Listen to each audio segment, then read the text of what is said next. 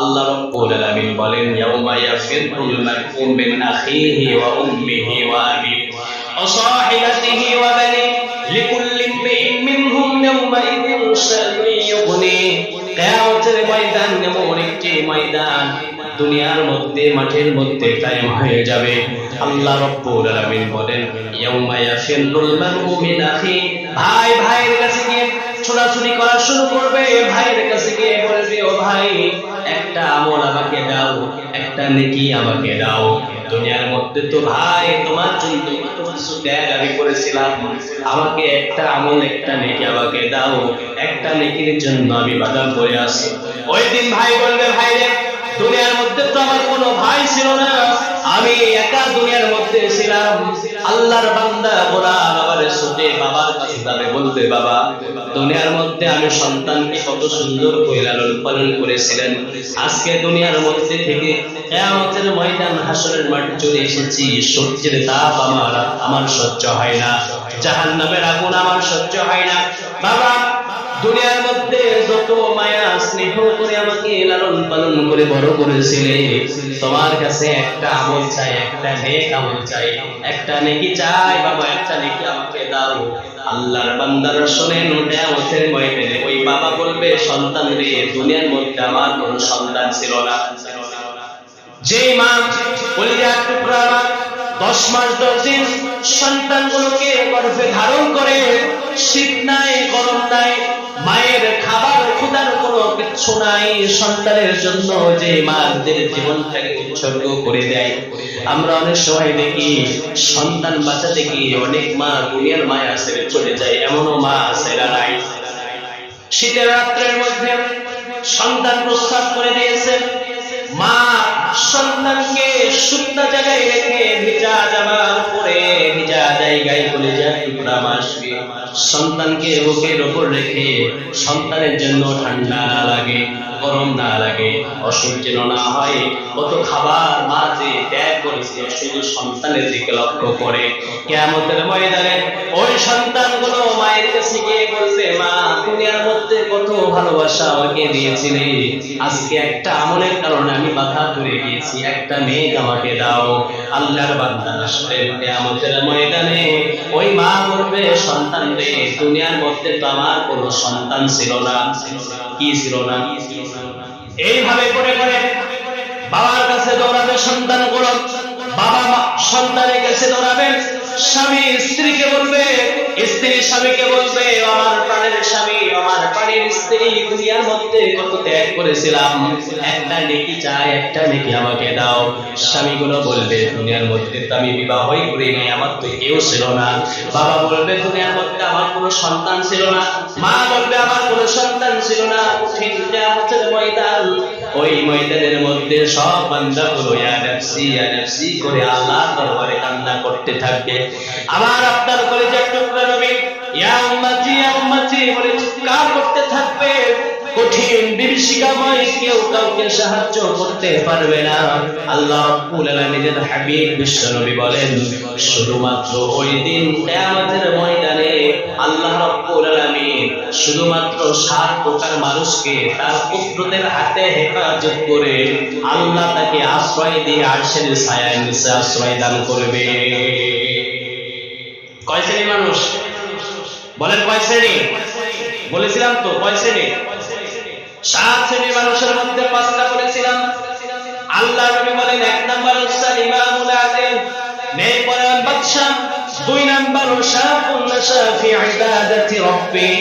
আল্লাহর নবী বলেন 2 নাম্বারে সে যুবক যার জীবনটা গড়ে উঠেছে আল্লাহর জন্য, আল্লাহর পথে যারা জীবনটাকে ব্যয় করেছে, এই সকল যুবকগুলোকেও যিনি আরশের ছায়া দেবেন তিনি কে?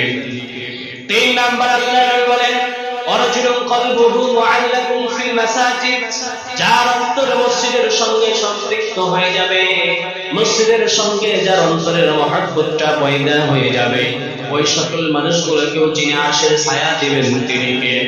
4 নাম্বার আল্লাহর নবী বলেন ওয়ারাজুলানি তাহাব্বা ফিল্লাহি ইজতামাআ আলাইহি ওয়া তাফাররাকা আলাইহি।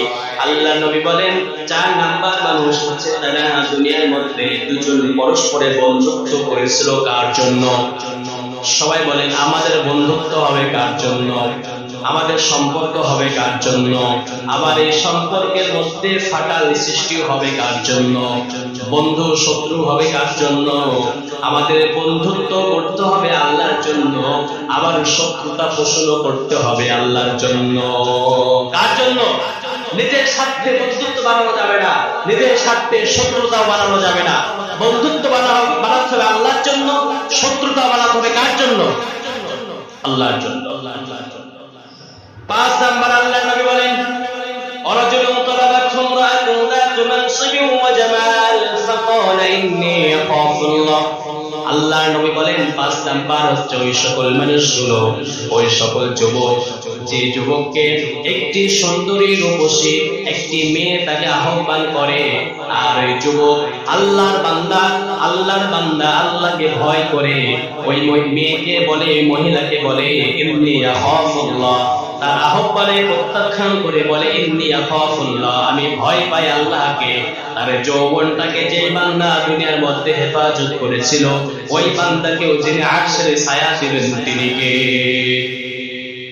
আমার ভাইয়া 6 নাম্বার আল্লাহ নবী বলেন, অরাজুলুন তাসাদদাকা আখফি হাত্তা লা তা'লামা শিমালুহু মা তুনফিকু ইয়ামিনুহু।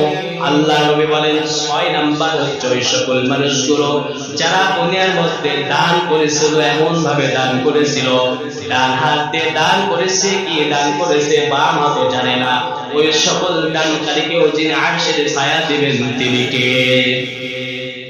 আজ আমাদের মধ্যে দেখা যায়, লক্ষ্য করলে দেখা যায়, আমরা তো দান করি অনেক সময়, মানুষ দেখানো দান আমাদের মধ্যে আছে না নাই? বলেন আছে না নাই? মানুষ দেখানো দান আমাদের আছে। যাকাত ফরজ হয়ে গিয়েছে, আপনি যাকাত দিচ্ছেন মাইকিং করে করে মানুষকে, এমন কাপড় যাকাত আপনি দেন, একটা কাপড় একবার পরার পরে ধুইলে দ্বিতীয়বার আর পরা যায় না, এই যাকাতের দাম আল্লাহর কাছে আছে না? আছে?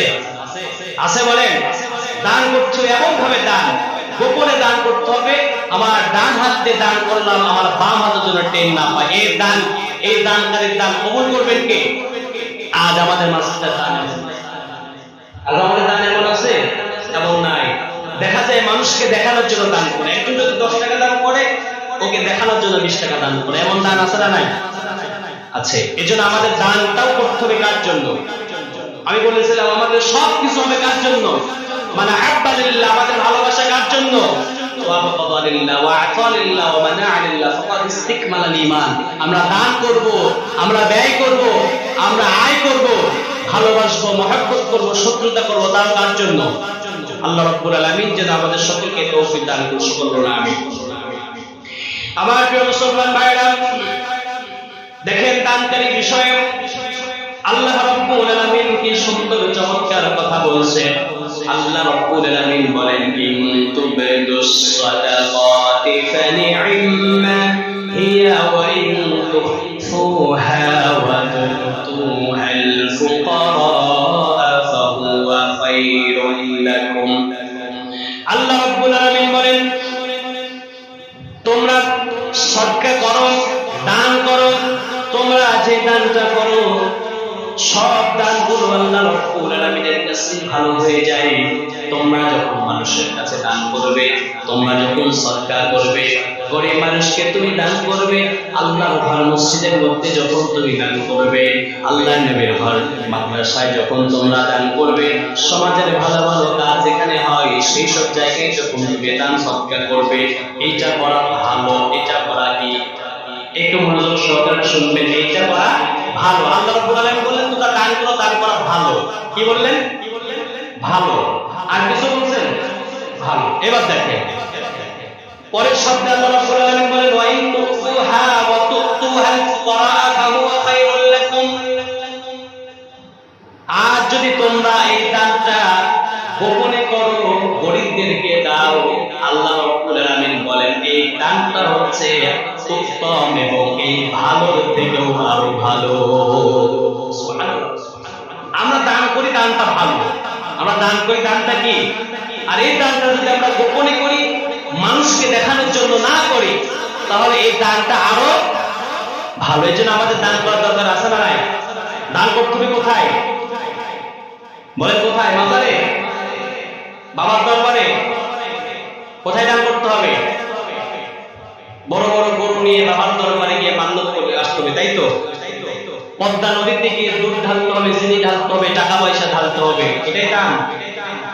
একমাত্র আল্লাহর ঘর ছাড়া, গরিবদের ছাড়া, মিসকিনদের ছাড়া, মানুষকে খাওয়ানোর জন্য মানুষের দরবারে গিয়ে চাওয়া, আল্লাহর কাছে না চেয়ে মানুষের দ্বারে দ্বারে গিয়ে চাওয়া, এইটা সম্পূর্ণ শিরক। এটা সম্পূর্ণ কি? আজ আমাদের সমাজের মধ্যে দেখা যায়, অনেক সময় দেখা যায় আমাদের সন্তান হয় না, আমরা আল্লাহর কাছে না চেয়ে চলে যাই বাবার দরবারে যাওয়ার জন্য, আছে না নাই? আমরা চলে যাই বাড়ির সাথে মসজিদ রেখে 2 রাকাত নামাজ পড়ে আল্লাহর কাছে না চেয়ে আমরা চলে গিয়েছি মাজারে। মাজারে গিয়ে কি করলাম? নাই কোনো পর্দার বিধান, নাই কোনো ইবাদতের সিস্টেম, বাবার পায়ে গিয়ে সিজদায় করে থাকলাম, মাজারে গিয়ে সিজদা করলাম। বলেন তো আমাদের এই কপালটা দিয়েছেন কে? এই চেহারাটা তৈরি সৃষ্টি করেছেন কে? দুনিয়ার মধ্যে আল্লাহ ছাড়া অন্য কারো পায়ে সিজদা দেওয়া জায়েজ আছে? আজ আমরা মাজারে সিজদা করি, এমন মুসলমান আছে না নাই? বলেন আছে না নাই? মাজারে সিজদা করা সম্পূর্ণ হারাম। সম্পূর্ণ কি? হারাম। আপনি মাজার জিয়ারত করেন, যে বান্দা মারা গিয়েছে তার জন্য দোয়া করেন, মৃত মানুষ আপনাকে দেওয়ার মতো কোনো ক্ষমতা বা অধিকার রাখতে পারে? কারো কোনো ক্ষমতা নেই। যে মারা গিয়েছে সে তো দিয়েছে, আপনি তার কাছে চান কিভাবে? অনেক জায়গায় দেখা যায় মানুষ মারা যায় নাই, আজ কবে মাজার বানিয়ে তাকে সিজদা করা শুরু করেছে, আছে না নাই? এজন্য মাজারে আমরা চাইবো না, আল্লাহর কাছে চাইবো। দান আমরা আল্লাহর ঘর মসজিদে করবো না মাজারে করবো? বলে কোথায় করব? আল্লাহর নবী বলেন, মান বানা লিল্লাহি মাসজিদান বানাল্লাহু লাহু বাইতান ফিল জান্নাহ।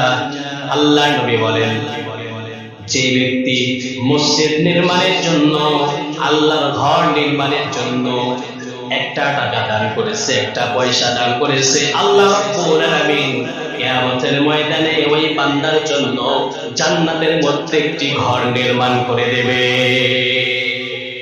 মাজারের কথা আছে না মসজিদের কথা আছে?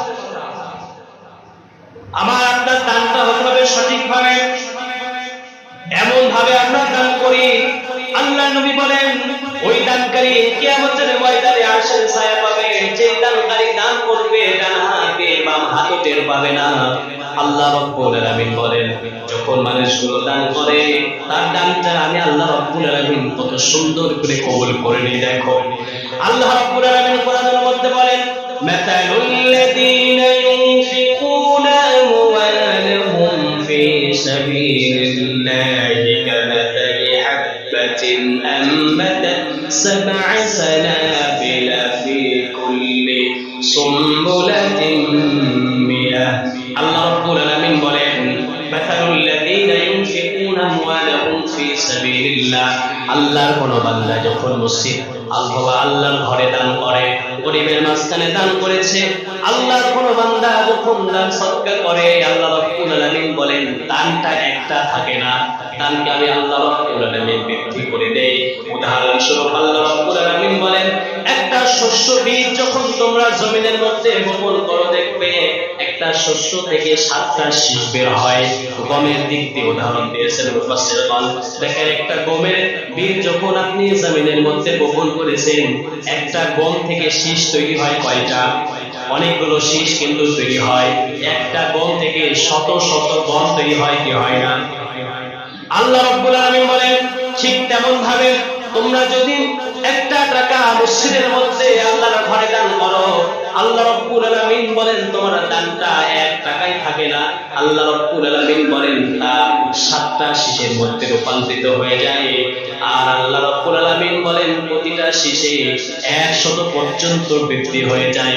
সুতরাং কোন বান্দা যদি 1 টাকা দান করে, আল্লাহ রাব্বুল আলামিন বলেন 1 টাকা দান করার কারণে কিয়ামতের ময়দানে আল্লাহ রাব্বুল আলামিন তার দানটাকে বৃদ্ধি করে করে করে করে 100 টাকার সওয়াব তার আমলনামায় দান করে দেবে। এজন্য আমাদের আল্লাহর ঘরে দান করার দরকার আছে না নাই? সবাই বলেন আছে না নাই? আমি আপনি দান কেন করব?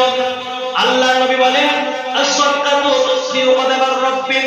আল্লাহর নবী বলেন কোন বান্দা যখন দান সদকা করে তার বিপদগুলো দূর হয়ে যায়, আল্লাহর গজবগুলো তার থেকে দূরে চলে যায়। কোন বান্দা বিপদে পড়েছে, কোন বান্দা অভাবের মধ্যে পড়ে গিয়েছে, আমার ভাইয়েরা নিজেকে পরীক্ষিত করার জন্য একটিবার আল্লাহর কাছে সাহায্য চেয়ে আল্লাহর কাছে গোপনে দান করেন, দেখবেন আল্লাহ রাব্বুল আলামিন আপনাকে ওই বিপদ থেকে উদ্ধার করতে পারে কি পারে না। এই যে দান আমরা দুনিয়ার মধ্যে করি, আজ আমাদের মধ্যে দেখা যায় কত সময়, কত টাকা পয়সা আমরা কত জায়গায় ব্যয় করে ফেলি। চায়ের দোকানে বসলে আমাদের পকেট থেকে কিভাবে টাকা নষ্ট হয়ে যায় আমরা কিন্তু টেরও পাই না, আছে না নাই? কিন্তু আল্লাহর ঘরে মসজিদের মধ্যে যখন ঢুকি, ওটাগুলো যখন যায়, অনেক সময় দেখি পকেট থেকে 10টা টাকা বের করার মুসল্লিও পাওয়া যায় না। আছে? দান করতে হবে কোথায়? আপনি ভাবতেছেন আল্লাহর ঘরে আমি দান করলাম, আমার টাকাটা বৃথা চলে গেল না। আপনার টাকা বৃথা যায় নাই। আল্লাহ রাব্বুল আলামিন দানকারীর ব্যাপারে আবার সুসংবাদ দিয়ে আল্লাহ রাব্বুল আলামিন বললেন, কোন বান্দা যদি দান করে তার দানটাকে আমি আল্লাহ রাব্বুল আলামিন এত সুন্দর ভাবে রেখে দিয়েছি। আল্লাহ রাব্বুল আলামিন বলেন, আল্লাযীনা ইউনফিকুনা আমওয়ালাহুম ফি সাবিলিল্লাহি থুম্মা লা ইউতবিউনা মা আনফাকু মান্নাও ওয়ালা আযা। আল্লাহ রাব্বুল আলামিন বলেন, কোন বান্দা দান করেছে, দান করার পরে কাউকে জাহির করে নাই, কাউকে বলে নাই, কষ্ট পায় নাই, দান করেছে আল্লাহর জন্য, আল্লাহর ঘরে দান করেছে। আল্লাহ রাব্বুল আলামিন বলেন তার দানটা আমি আল্লাহ রাব্বুল আলামিনের কাছে কবুল হয়ে গিয়েছে। আবার আল্লাহ রাব্বুল আলামিন বলেন, ইন্নাল মুসাদ্দিকিনা ওয়াল মুসাদ্দিকাতি ওয়াকরাদুল্লাহা করদান হাসানান ইউদাআফু লাহুম ওয়া লাহুম আজরুন কারীম। আল্লাহ রাব্বুল আলামিন বলেন, দানকারীরা শোনো, তোমরা নারী হও বা পুরুষ হও, শুধুমাত্র পুরুষদের কথা আল্লাহ রাব্বুল আলামিন বলেন নাই, আল্লাহ বলছেন দানকারী নারী হও বা পুরুষ হও, তোমরা যা আল্লাহকে দান করলে, আল্লাহর ঘরে তোমরা ঋণ দিলে, আল্লাহ রাব্বুল আলামিন তোমার থেকে যে টাকা নিয়েছে আল্লাহ তোমার কাছে ঋণী হয়ে গিয়েছে। এই ঋণটাকে কিয়ামতের দিন আল্লাহ রাব্বুল আলামিন এই একটা দানকে লক্ষ লক্ষ কোটি কোটি গুণ বৃদ্ধি করে তোমার ঋণ পরিশোধ করে তোমাকে জান্নাতের স্থান দান করে দেবে। এজন্য আমাদের দান করার দরকার আছে না নাই? সবাই বলেন আছে না নাই?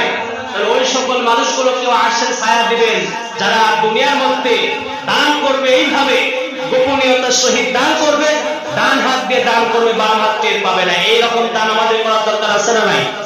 সবাই বলেন আছে না নাই? আজ থেকে আমরা একটা নিয়ত করব যে আমরা মসজিদে আসি, মসজিদের মধ্যে আমরা প্রবেশ করি, কত টাকা কত পয়সা আমাদের অকারণে কত জায়গায় নষ্ট হয়ে যায়। আজ থেকে নিয়ত করবেন আল্লাহর ঘরে যখন ঢুকবো সর্বনিম্ন হলেও 20টা টাকা আল্লাহর ঘরে প্রতিদিন প্রতি সপ্তাহে দান করবো। এই নিয়ত করা যাবে তো? সবাই যাবে তো? তাহলে 6 নাম্বার আল্লাহ রাসূল বলছেন যে আরশের ছায়া পাবে ওই সকল মানুষ যারা দান করবে গোপনে। কিসে দান করবে? সবাই বলেন কিভাবে দান করবে? গোপনে। দান করার দরকার আমাদের আছে। 7 নাম্বার আল্লাহ নবী বলেন, ওয়ারজুলুন যাকারাল্লাহু খালিয়ান ফাফাদাত আইনা। আল্লাহ নবী বলেন 7 নাম্বার শ্রেণীর মানুষ হচ্ছে তারা যারা নির্জনে নিরালয়ে আল্লাহ রাব্বুল আলামিনের কথা স্মরণ করে নিজেদের চোখ বেয়ে বেয়ে অশ্রু জমিনের মধ্যে ঝরে আর আল্লাহর কাছে কান্না করে। কার কাছে কান্না করে? দুনিয়ার মধ্যে যখন নির্জনে চলে গিয়েছে, কেউ দেখে না, মা দেখে না, বাবা দেখে না, ওই সময়তেও তার চক্ষু বেয়ে বেয়ে পানি পড়ে। কার ভয়ে? সবাই বলেন কার ভয়ে? অনেক সময় অনেক যুবক ভাইদের দেখা যায় একাকী নিরালয় হয়ে গিয়েছেন। আল্লাহ এই জমিনের মধ্যে আমরা বসবাস করতেছি, অনেক সময় ভাবতেছেন দুনিয়ার মধ্যে তো কেউ দেখছে না, মা দেখছে না, বাবা দেখতে পাচ্ছে না, কেউ দেখছে না। দুনিয়ার গজব মোবাইল ফোন আমাদের হাতের মধ্যে থাকার কারণে কত রকম অন্যায় মোবাইলের মাধ্যমে আমরা করি কি করি না? সবাই বলেন করি কি করি না? কত রকম অন্যায় আমরা করেছি। আল্লাহর নবী বলেন ওই সকল মানুষ যারা নির্জনে নিরালয়ে একাকী হয়ে গিয়েছে, এরপরেও দুনিয়ার কোনো গুনাহের চিন্তা তার মাথায় নাই, একমাত্র আল্লাহর ভয়ে যে সকল মানুষগুলো কান্না করবে, চোখ বেয়ে বেয়ে পানি অশ্রু ঝরাবে, কিয়ামতের ময়দানে ওই সকল মানুষগুলোকেও যিনি আরশের ছায়া দিবেন তিনি কে? সবাই বলেন তিনি কে?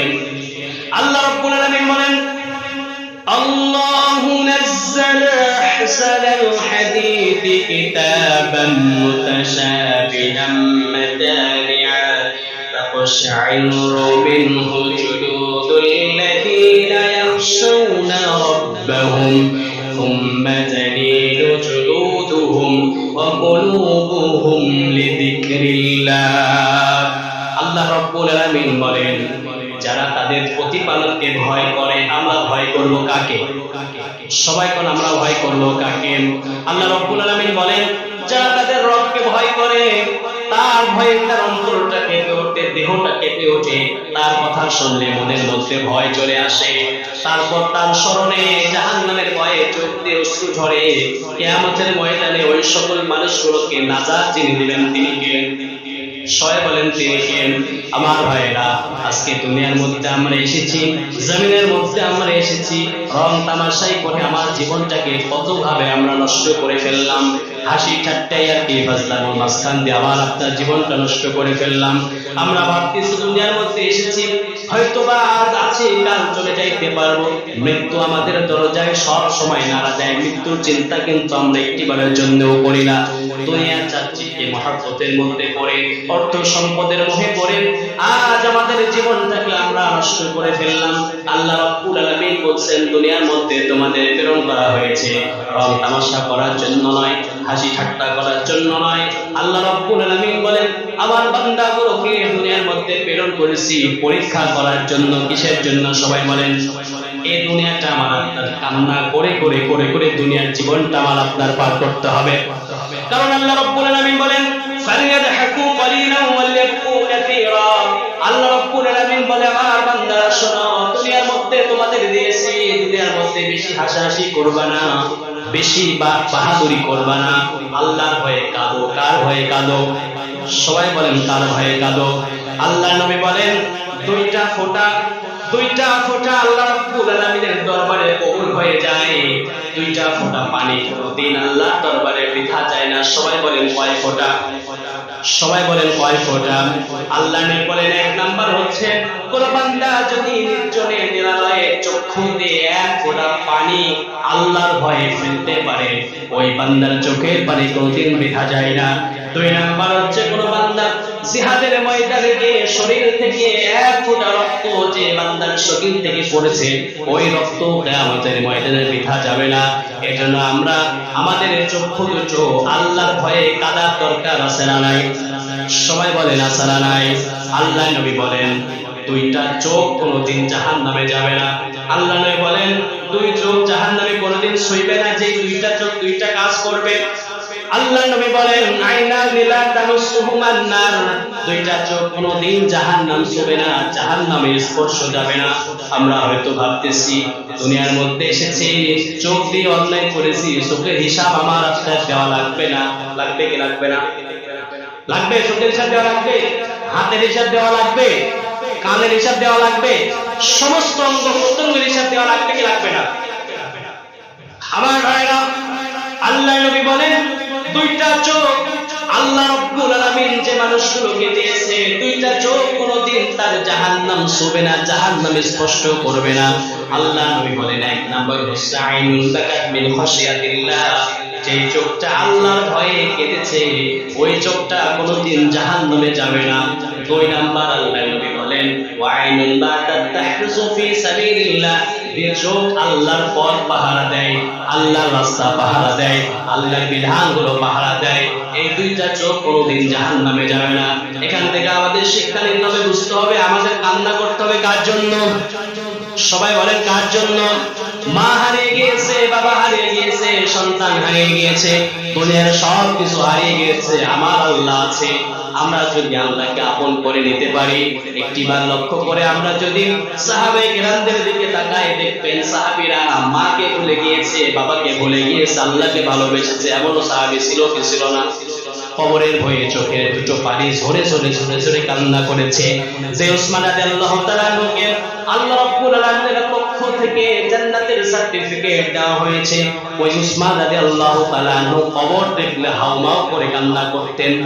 আর আমরা কি জান্নাতের সার্টিফিকেট পেয়েছি? কেউ একটা দিনের সেজদা কবুল হয়েছে, কেউ কি কোনো গ্যারান্টি দিতে পারবেন? কেউ পারবেন বলেন? এজন্য আমার ভাইরা, আজকে এখান থেকে আমাদের শিক্ষা নিতে হবে, কিয়ামতের ময়দান যদি আমরা আল্লাহর জান্নাত চাই, আল্লাহর আরশের ছায়া পাই, তাহলে এই 7 প্রকারের মানুষের মধ্যে আমাদের থাকার দরকার আছে না নাই? আছে আমাদের? এই কারা কারা থাকতে চান এই 7 শ্রেণীর মধ্যে? হাত তুলেন তো দেখি। যে আমরা এই 7 প্রকার যে গুণ শুনলাম, আমরা এই 7টা প্রকার গুণই আমরা আজ থেকে আমাদের সঙ্গে মেনে নেব। পারা যাবে তো ভাইরা? আল্লাহ রাব্বুল আলামিন আমাদের সকলকে কবুল করুন, সকল বলুন আমিন।